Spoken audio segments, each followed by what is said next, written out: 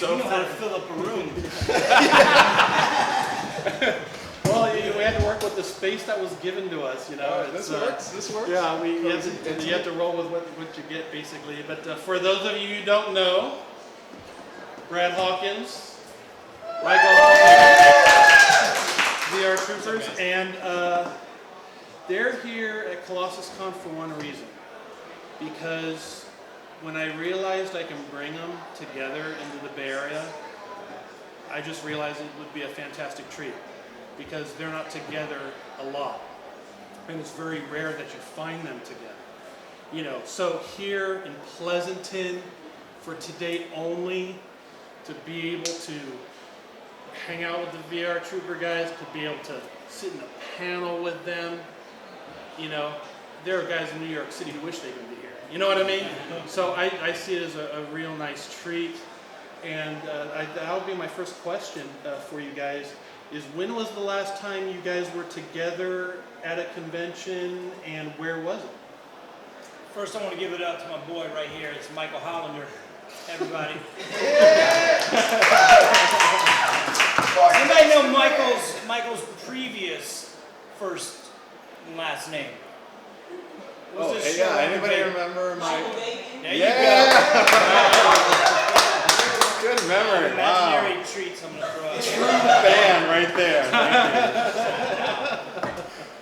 you. Yeah, I changed my last name, and so this has only been my third Comic-Con, and Brad and I did our first Comic-Con together. We were supposed to do it last year in Kentucky, and didn't quite make that happen. And then our first one together was at Power Rangers Zeo in Pasadena. In LA. So. Yeah. Pasadena Comic-Con. Mark came up and he was like, surprise!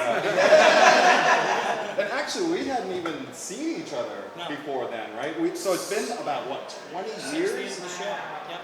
So we hadn't even seen each other. The first time we saw each other was at that Power Rangers Zeo in Pasadena. So we had a lot of catching up to do. And we did an interview which still never got posted on. Yeah, I keep hitting her up about that. And she's like, I'm almost done with it. I was like, a year ago. Yeah, we did like a really professional half-hour interview and catching up on everything we've done so far. And so anyway, that was exciting to see Brad after 20 years. That was really cool. That was our reunion right there. Come on in. Come on in. Welcome.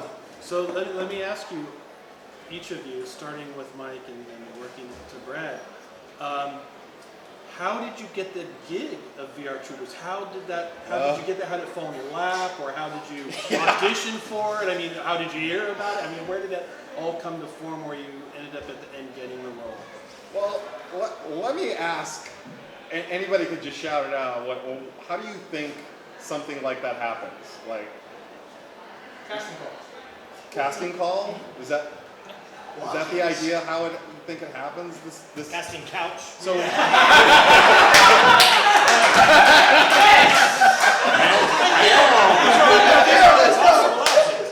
are all the pot. That's the actual couch. 1960. Just wipe it off. It's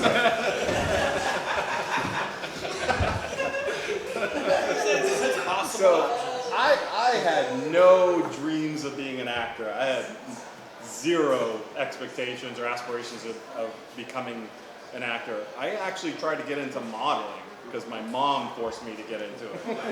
Had that pretty baby boy face and just like, oh, you should do modeling. And then they said, oh, you're not good looking enough for modeling, or not tall enough, or you're not ripped enough. And so I did a couple of little things, but it wasn't until I got into a Tony Braxton video. I don't know if anybody knew about that. And then I got a call from my agent. Right now. You can look up the video. Got that white shirt all unbuttoned and poolside. Oh, you do it better than I do. I auditioned for the same video. I wasn't enough, period. Wow, Brad, you mean the world to me. That's the name of the song. So, and then the day I was filming on Tony Braxton, they called me and said, hey, they want you to film for or audition for this this other show. It's like a Power Ranger kind of show, VR Troopers. But I had to go in the audition and do martial arts dancing, gymnastics, and acting, and they had to do it all in one take on camera in front of the casting director, and I had 5 minutes to prepare for it. It just said, go in this room, put a little routine together, do it all, and then that was enough to satisfy him, and I went on a few more auditions for the same role and finally got it. Yeah, His story is quite different. mine's a little different. It was I just moved to LA, typical sleeping on a friend's floor, you know, the typical brand new actor. I was 17 years old, just moved from Dallas, Texas, didn't have hardly any money, working at a CPK down the street, you know, and I was a host. I had to wear a stupid vest and everything. Oh, that's where it came from. Yeah, that's where it all started. You actually, until you said that, I didn't The history of the vest. Yeah. So next thing I know, they were like, "Hey, there's this." Actually, they were wanting to do another character on Power Rangers. They were looking for who was going to be the White Ranger. So I actually auditioned for the part of the White Ranger. VR Troopers wasn't even. I don't even know what phase it was in, but it was called Cybertron. Was the original pilot that they had done with Jason David Frank. So the intention was Jason David Frank was going to go from the Green Ranger over to this show called Cybertron that they had made a pilot. If you go on YouTube and you look up Cybertron, Jason David Frank is Ryan Steele, or whatever his name was in the pilot, and there's Tao and there's all the original cast and the same wardrobe and everything, but it's Jason David Frank as my character to be in what was going to be VR Troopers. So the plan was he was going to leave Power Rangers and go over and do Cybertron, and that was going to be his own show, his own spin-off show. I was to become the new White Ranger because as the Green Ranger phased out, the White Ranger's introduced, and I was going to be the new White Ranger. So when I booked the job, I thought I was a Power Ranger. So that's what I was telling my family, that's what I was telling my friends, and my family was like, "What's that?" It's exciting. It's my first job in LA, and I get to wear spandex and save the day. What are you doing out there, Brad? So that was the plan, and then in the last minute, I guess they decided, or they knew that Jason David Frank was so popular as the Green Ranger that they couldn't afford to lose him from the show. They kept him as the White Ranger, and then they offered me the lead on VR Troopers. So that's when I met Michael and Sarah, and next thing you know, we have VR Troopers. But I came that close to being the White Ranger. I was cast as the White Ranger. So close. So close. But yeah, that's so just a little twist of fate there. Put us together, and next thing you know, 92 episodes later, and a couple of years later, we were knocking out episodes, and every day on set, and pretty much my brother. We were stuck with each other, fighting like brothers. Oh, it was highly fun. This guy he was in the wrong career. He had a music career, he's done all kinds of other stuff, but this guy should have been a stand-up comedian. He had me rolling the whole time. Like every day, he was either doing a gag behind camera, making me laugh the whole time. It was the funnest time of my life having worked with this guy. He just made it fun. Me too, man. That was a blast. It was a lot. It was our first job. We didn't know what we were doing. We were kind of looking at each other like, how do we fool everybody? And here we are filming this show, and you get in this. And we were learning on the fly. He was a martial artist and model, and I was more of a singer, trying to dip my toe a little bit in the acting thing. I had done some form of martial arts early in my life, so I had an understanding of it. But I mean, he was like a 3-time black belt. I mean, I was learning from him. We were learning from the stunt team. We had a lot of the original Power Rangers stunt team that was working on our show too. So we were learning stuff there. I was like, ooh, show me that thing where you spin around and do this. So we had a lot of influence coming from the stunt players as well. So it was exciting learning on the show. I actually was like on the set, acting lessons on the set, martial arts, choreography. I mean, it was like we got paid to come to class every day, and we had a blast in the meantime. Sarah didn't like our jokes that much. Yeah, she took it a little serious. She wasn't. Yeah, it wasn't. Yeah. In VR Troopers, we had Felix Silla who played Tweaky on the Buck Rogers show from the 70s with Gil Gerard. He was at the Colossus Con in Merced. Now, on VR Troopers, you also have to wear a lot of gear, right? The whole costumes. How was it wearing those? How difficult was it to work in them? How long did it take you to prepare when, the makeup and all that, whatever they had to do to you? And what did you have to do just to get through it? It was pretty easy because we didn't have to wear it. Oh, okay. So they brought in the costumes. You guys all know that the show was filmed in Japan and they spliced our American footage with the Japanese footage. What? Damn it! An epiphany. That's why the show looked the way it did. So they brought the actual Japanese costumes over to America and they tried to get us to fit in those costumes. And these were like really lean rips Japanese stunt guys and we could not fit in those costumes. Wow. So they did hire some American actors who we're still friends with, and actually one of them was supposed to be here this weekend and didn't make it, but he was the one that was in my costume. And so some of the footage was filmed here in America, so a lot of it was Japanese, but we had to splice some shots in between. So we had the costumes, and we had stunt guys in them, but we couldn't fit in it. We had to hire smaller guys to get in those things. So the only difficult part was, just actual makeup, which took like an hour. We got good at it. It was like we'd come in. I mean, this is a show we start at 5:30 in the morning. I mean, it was legit. You'd come to set, and I lived closer to set. I moved out there to be closer to set because 5:30 just doesn't work for me. But and then you go in and we'd shoot. It was non-union, so we'd shoot 12, 13, 14-hour days. Oh, and they'd have to keep reapplying the makeup. So while you're sitting there having a conversation, someone would come up to you. Yep. Just, like you'd be talking to someone, and someone would just come up to the side and you just like, start dabbing your face, or you're glistening. Yeah. You're like 13 hours into your day, your face starts falling off. Excuse me, your face is falling. Pour it back on. Yeah. Now, we had Allison McGinnis once, who was a pink Power Ranger. I forget which Power Ranger series it was. Lightspeed Rescue. Lightspeed Rescue. Lightspeed. Wow. And she's on it. Lightspeed Rescue. Yeah. There we go. And she had stated that a lot of the actors would end up getting hurt because they would sometimes do their own stunts. Did you guys have to do your own stunts, and did you have any injuries or any complications? We caused injuries. My first fight scene, the guy that was in his costume, Billy Wong, was also one of the Scubs. So a lot of these guys were multiple players. They would do this as long as they had a helmet on and they had martial arts experience, choreography, stunt men. They could put him in any costume. So he was one of the Scubs, and like I said, I was kind of new to all this, fight choreography, martial arts, all this stuff. So we choreographed our first scene, and I'll never forget it. It was just in the chorus. God, what was that? Sorry, yo, good buddy.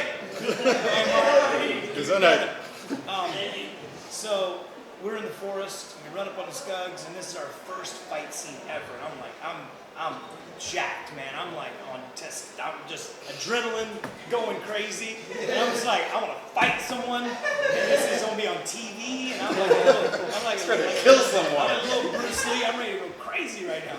And so the move was, he comes at me and then I do a sweep. And if you watch the first episode, this happens, and you don't see the way it happened. But I go to sweep him, and he jumps, and then I immediately go to do this jump spinning kick that I was so excited to show off. And I was so flexible then, and I could jump and do those things. And his job was to duck. He's supposed to jump when I sweep, and then he's supposed to duck when I kick. That's what we planned out. He didn't do that. So I get full speed, I get spinning in the air, and as soon as I can finally see him, he's just standing right there. And I took his head right off. I felt so bad. And Billy only has one eye. And I mean, he's like Was that the scene where you had the eye patch? It was the dojo fight scene? No, he was just in the Scug outfit. But Billy he had lost sight in one of his eyes. So I kick a guy with one eye in the first episode. Yeah, and he gets up and he's like, "That's my fault." That's my fault. I felt terrible. I was was like, oh, I'm so sorry, I just killed this guy. And I was like, nope, should have ducked. I should have ducked on that one. These poor guys, because I mean, the Scug outfits, they had these tiny little slits where the eyes were. Yeah, they can't see it. And their helmets get loose, so like when they turn their head, it like goes to the side. Now they can't see at all. So yeah, it's horrible for them. And they got capes and they're flying around. And some of the Scuds didn't know martial arts. That was the other problem. Like some of them were gymnasts that were trying to get into stunt work.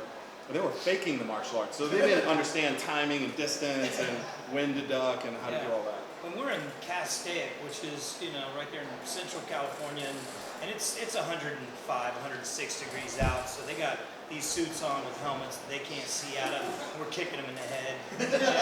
Yeah, one guy did it was Mitch Gould was another guy. He was in his costume, and he also played a Scud. So I had to do a kick on him too, and I know I nicked his helmet, and I was like, oh shoot, I'm sorry, you all right? And he took off his helmet, and his teeth was just bleeding, and I was like, he just put on a grin with blood dripping down his mouth, going, no, I'm okay, I'm fine. He was an actual martial artist, he was tough, so he was cool about it, but I was like, oh, so sorry. Are we getting a little too graphic? You guys wanted the deep stuff. All right, it's starting to turn into a horror movie. Okay, we're gonna give you it all. Yeah, I watch Iron Fist on Netflix, and I enjoyed the show, but when I'm watching it, when I watch the guy who plays Iron Fist, he's supposed to be a master martial artist, and I look at him and you're not a master martial artist, you're an actor, you know Bruce Lee, but watching you guys on VR Troopers, it really looks like you guys know what you were doing. So did you have some experience with martial arts before taking on the roles, or did you learn during, and did you just continue it after the show? All I can say was, this guy here, unless he lied to me, had no martial arts experience, and you told me you did a little bit when you were a kid, like a year or something like that. I got to brown belt in Taekwondo. That was more forms and just. This was the most agile, athletic guy I'd ever seen pick up martial arts so quickly. I've never seen it. And I've taught martial arts by that point. I'd been teaching it at least 10 years. So I had good experience with martial arts and teaching it and knowing how people pick it up. And I was so impressed with how fast he picked it up. You show him a move, sometimes you just look at a move and you're like, oh, I can do that. And he'd just be flipping up in the air, doing spin kicks and I missed those I was days. blown away by that. And then we both learned gymnastics on the set, so we wanted to make our martial arts more exciting and doing flips and stuff. So I had some martial arts experience, but not for film. It's a little bit different when you're trying to make it flashy for film. So that was new, and that was a lot of exploration and discovery on set. Yeah, we had great, people that we worked with, we were surrounded by, we go to a gym that was in the valley, and Ernie Reyes Jr. was there. You've got all the people that were doing. I was working out with Jackie Chan stunt double that's in all of his shit, and the Asian guy with the bald head that's in like every movie that I've seen now. Remember he was just like this. He would just do backhand springs. Oh like yeah. He's a friend of mine. And he's in almost every movie I see now. But we were working out with some top-notch guys that were they were just starting to ramp up their careers in stunts, and now they're some of the best. Brad Johnson was with us for a couple of months, and he's now like one of the top stunt coordinators on any movie. Any movie I watch the credits, I'm like, oh, there he is again. But there's Mark really... DeCostos, I think, was I remember him, yeah. He worked out there. So, yeah, we used to go in. We were surrounded by great people who were really talented, and they were willing to show us anything we wanted to learn. And it was. I thank you very much for saying that. I looked up to him because he just, he got these long legs and just kicked way up in the air, and I just stand there and let him kick over the top of me. And the job, which is super cool. We'd see some of the guys next door. The wushu team, those guys just, full twisting butterfly, they jump and off of one leg and then land it on it. What I was like, you want to learn that? I'm like, nope. Nope. Anybody do martial arts in here? Oh, that's right, you do. Nice. What style? What kind? Oh, black belt in the room. I feel safer already. That's awesome. We need a third VR trooper.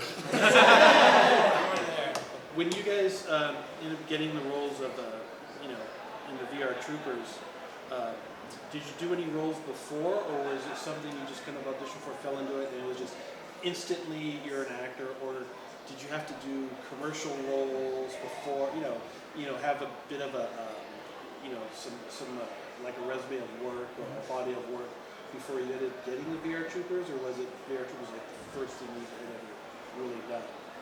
That was the first big acting role that I'd done. But yeah, I'd done commercials and music videos before that. Oh, right, you mentioned. Yeah, but not much. It was very little, and that was the first big role that I got. And because it was non-union, it was much easier to land that first role. I'd done, and the interesting thing is, I don't know if anybody knows about getting into the union. I did do a film, but then when they booked me on it, so I got my SAG card, I became union. I could have gone on to do. So I was thinking, all right, now I got in the union. It's really hard to get this, and then you can go on to do bigger, better things once you get into the union. And then the first thing I get was a non-union gig. and the film that I did was basically, I got on set and it was a Robert Altman film, and I was just basically an extra. And so I really didn't get featured in it at all. I thought it was like, this is gonna be my big break. Robert Altman is a famous director, and you can hardly even see him, like a dot. So VR Troopers was my first book. An agent kind of scouted me in Dallas, and so I did local work, commercials, just local stuff. I did all my acting studio stuff out there because I didn't know what to do. I didn't know what the procedure was. But started in Dallas, and then when I got to LA, went out on auditions. I didn't really book that much. I mean, this was really my first real thing where it's like, hey, they want you for this role, and so I hadn't been in that position before. So it was, for me, it was super cool. I mean, you walk out on set and there's a bunch of lights and cameras and hit your mark, and I'm like, there's other actors and we're doing stuff. I'm like, you feel like an actor. It felt like an actor. We were working. Non-union work is really difficult. If you talk to the other Power Rangers, they'll say the same thing. It's long hours, and it's not very much pay. I mean, the opportunity is for you to be on TV and be a superhero, which I thought was really more important than anything else. I thought that was. I never asked you this. How many auditions did you have to do? For this, like For VR for this group, probably like 4 or 5. Oh wow! Yeah. You did more than I did. It was around there. Every time they bring us back for a callback, there'd be some new person in the room that had to see it, and you have to do the whole song and dance. And you didn't know you got it until that 4th or 5th audition. Yeah, they were saying, look, you're the choice, but they might have to bring you in one more person because one more person needed to see or ask me a question or talk to me or something. I didn't have to do you had to do all kinds of stuff. Did they ask you to do martial arts? I just did the scenes and then did this really uncomfortable choreographed thing that I did. I rolled around on the floor. Have you ever seen that video of those guys that are like trying to do martial arts in audition? Yeah. That's exactly what I felt like. Like I put the apple on top of the mannequin and completely miss and go off into it. That's exactly what I felt like. We had talked about that. The guy does a backflip with the nunchucks and knocks himself out. Somewhere they have footage of our auditions because they filmed us. I would love So somewhere out there's footage of us auditioning for this. I wish that would be posted. Has anybody ever seen the outtake reel that's on YouTube? Go in there and put VR Trooper outtake or gag reel. Yes. Be warned, it's It's graphic. yeah, it's not for younger viewers. Yeah, we had a lot of fun with that. When you ended up getting the roles, I mean, for VR Troopers, I mean, I'm sure it was a phone call, that you got, and not a letter, but, usually, Or a beeper. It could Yeah, have been a pager. Could have been a smoke signal or tied to a raven's leg or something. carrier pigeon. What was the thought process? Because for me, if I was auditioning, doing 5 or 6 auditions, I mean, it seemed like you guys had to do a lot of work to audition for VR Troopers. When you finally ended up getting the call, was it like a sigh of relief? I mean, what was your feeling? Was it nervousness? Was it like, you're hitting the ceiling, that you're so happy you're calling everyone that you know? I mean, what was it like for you to get that call to be a VR Trooper? Well, VR Troopers wasn't like Power Rangers where it was established. VR Troopers was a new show. And so, to be honest, I won't speak for you, but I was excited that I had an audition for something, but I'd already been on 500 auditions for stuff. I'd been out in LA for a year, and then to hear of this unknown name show, like if it was an established show, I would have been excited. But this was a show that hadn't even been created yet. And so all I knew about it was the name. And it wasn't called VR Troopers at the time, it was called Cybertron. Right? Isn't that how we were auditioning for? Yeah, and then around, I can't remember what episode, they finally came up with the name. Like, Yeah, hey, right. So guess we'd what? already gotten the part for Cybertron, then they changed the name. So I heard Cybertron, I was like, okay. It didn't mean anything because I didn't know what it was going to look like. I didn't know anything about it, so I didn't get excited because I didn't know what I was going to be doing and what my character was going to be doing. I just went in and auditioned, and when they told me what they were looking for, then I got excited. They were describing my character. I'm like, yeah, I can do all that. That's great. That's perfect. I do martial arts. I dance. I can do all that. So, yeah. And I was going, I got to do all that. I just nailed the audition. That's what I mastered. And they're like, okay, now you got to do 92 episodes of it. Like, oh. Yeah, but there were moments, and there were a lot of moments where he and I, we were still young-ish. I was young. I was 17. Yeah, you were young. I was young. I was grandpa. So but there were times where he and I we're all like superhero fans at heart. So whenever he was like, hey, did you see the new trailer? Hey, did you see the new thing? They finally got the title, the opening credits for the show. Did you ever see it? He was like, no. So we go in there and watch. And you see your new, you get your new weapon. You see your weapon. You got the bow staff, man. You got the laser hands. I got this lightning hand command. He's like, I got a laser lance. I'm like, you're so cool. You don't even look at your guys when they blow up. You turn around, you're just like, I'm so good. I know he's dead. It's pretty badass. I'm not gonna lie. That's pretty. Yeah. So we were all kind of geeking out, and we were just like, hey man, did you see that new thing? Because it's exciting. Then it became real.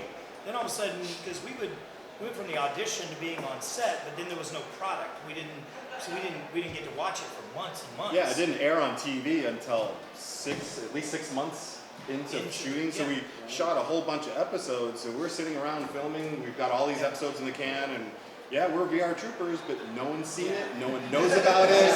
They're just starting to sprinkle in some teasers and trailers, and they had the local news come in and report on us, but it hadn't actually aired yet. So we were like, oh no, is this show gonna suck, or are fans gonna like this? So I don't know how many episodes we shot, but Did you have a favorite episode, or is it just kind of a blur because you kind of all filmed it all, just put it in the can, and you kind of 6 months ago kind of forget about it for a while? Or did you have special experiences, special episode that you had that you still remember today that you enjoy? I think what was funny is, I don't know if I had a favorite one, but Good Trooper, Bad Trooper was pretty fun because I got to play both sides, the good guy and the bad guy. And then they edited it together where I'm kicking my own ass. That was cool. They edited it pretty well. I like the one where he plays the dog. I'm sorry. When he was playing Jeb, I was dying. When I went to go back and look at it, that's some brilliant acting right there. Here's what would happen. Because we would film, when I talk about an aggressive schedule, we would film 4 episodes every 11 days. So we'd shoot for 11 days straight, and we'd knock out 4 episodes. Normally, on regular television, you're shooting an episode a week if you're lucky, maybe a week and a half. That's nonstop. I mean, you're just getting after it. But we would sit down at the script read-through on Mondays, and the 4 episodes would be, and we do a read-through of all 4 of them. So we didn't know what the writers had come up with. And we grab it, and all of a sudden we're reading it. We're just like, what? Are you kidding me? Then we started getting like opinionated, What? Oh man, I don't want to. Am I really? There's a bookmobile, This is from my father. Your dad drives a bookmobile. All right, we're even, all right? His ultimate comeback was, you don't even have a dad. Still stings. It does. I'm going to laugh through the tears. Well, I think we just have a few minutes to go, but I want to leave the questions answered to with people, and if you have any questions for them, anything at all, please feel free. So the final episode, was it kind of like emotional, like, you know, hey, this is the last time we're all going to be together? What was the feelings or what was going through your mind? They didn't announce that until Yeah. we wrapped, so we didn't know that was the last episode. Wow. So we knew it was the last episode of the season, but and for weeks or maybe even months, we've been waiting to hear, are we going to do a movie? Are we going to do a third season? You know, we were wondering what was going to happen. Nothing was said until we wrapped that last episode. Smart on them, because, you know, they want to make sure we get everything done before they kick us out. And that's when they announced that this is our last show. And it was over. We kind of got the point whenever we were still filming and they're breaking down the set around us. Walls moving inside. They stopped putting makeup on us and took the craft We're paying services by the day away. on this stuff. Yeah, I mean, we thought we were coming back for a third season. We really did. We knew in the storyline of me finding my dad that it hadn't been, you know, we hadn't gotten there yet. So it was really open-ended, and we were like, wait, you know, it was really driven. The truth of it, the business behind it wasn't because it wasn't popular. We were popular enough.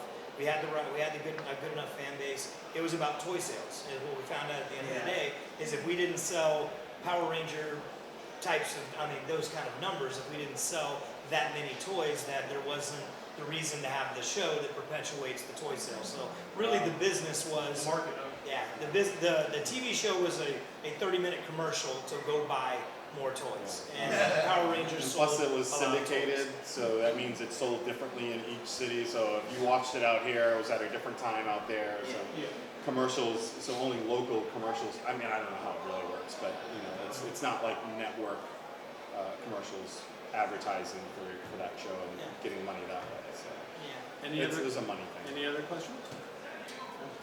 None at all? Anybody? Okay. Oh yeah. Go, please. Two. Now you. Oh yes. And why is it? People wait for like a long time. And when you're about to say, okay, I think it's you get two people. All right. Ladies first. So Brad, I heard that you started in Boyhood. It took years to film. Like, how did that came about? Yeah, 12 years actually. We filmed it. I jumped in year number 7. I'll say around 7. They had been filming for 7 years. And Richard Linkletter, Dazed and Confused director. Everything was shot in Texas, so it was more. I had just happened to be home. I'd taken a break from LA for a little while. I was home, and he wanted to meet with me about this part for a love interest for Patricia Arquette, and so it was cool. And auditioned. It was very chill, no script at all. The whole movie there was no script. We improv everything in the movie, but he would kind of give us the guidance on where he wanted to go in the movie. And they were like, I met with him. We had a great meeting. He goes, "You're fantastic. Thank you for coming down. Appreciate it." I didn't know whether that meant you got it. It was a really positive no, if it was a no. But and then about maybe 6 months later, they were like, "Hey, remember that thing? Yeah, they want you to start filming next week." And so I didn't even know I got it until they called me, and it turned into I shot for 4 more years, and then it finally came out. I started getting reviews and winning awards and all that stuff because it had been filmed over 12 years. No other movie had ever done that, so it was pretty cool. I was telling my family, I was like, "Yeah, I'm still doing that movie." They're like, "Really?" They're like, "How bad is it if it takes 4 years? Are you scared?" I was like, "No, they just Keeps messing up his lines. They have to keep long to get it right. Maybe that's why I haven't worked in a while." You know? So at the end of the VR Trooper run, did you get asked to try out for any of the Power Rangers shows, or did you consider moving on with that, or anything other show like that? I don't know. Did they ever Nope. come to you and say? Never got asked to do anything Power Rangers. We're still waiting. I did get asked to do a bunch of other movies, and I came close to a lot of like these B-level action karate movies, and I had contracts signed, and I'd done some shorts and stuff, but nothing ever came to fruition. It was just a lot of potential, but nothing happened. Sarah went over and filmed with the Power Rangers. She was a love interest for Tommy or something like that. But she went over there. Marry the producer, and maybe you'll get to come over. Right.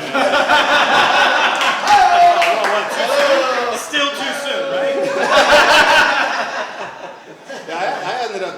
I I got so frustrated with Hollywood, like just trying to make it and get more work after that, because that isn't a springboard to get you into something really great. So it was really hard for me, and I think it had a lot to do with my luck at the time. And so I ended up getting into video games and film for animation. So I animated in a bunch of movies, and now I'm doing video games now. So that's a career that I'm pretty happy with. So I'm kind of glad that I got out of the whole acting thing.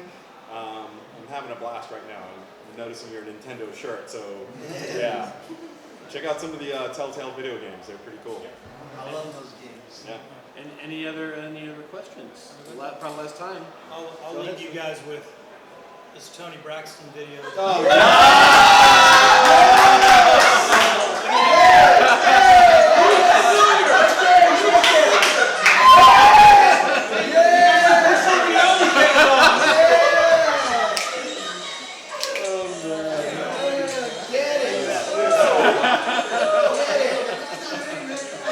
Yeah, that's not me.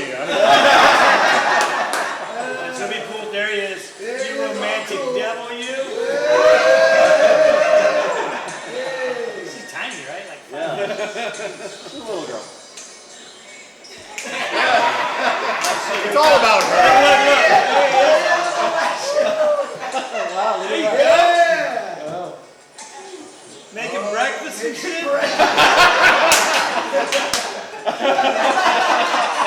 See, that's the stuff they'll do in a video audition. They'll be like, all right, so you're in the kitchen, you're making breakfast. And it's Tony Braxton, but you don't know that. She's just hot chick, all right? She's making breakfast. And you're like, hey, is it my house? Don't worry about that. I'm making an imaginary breakfast. How can I not ask this? I'm done. All right, guys. Well, thanks for coming. Thank you guys.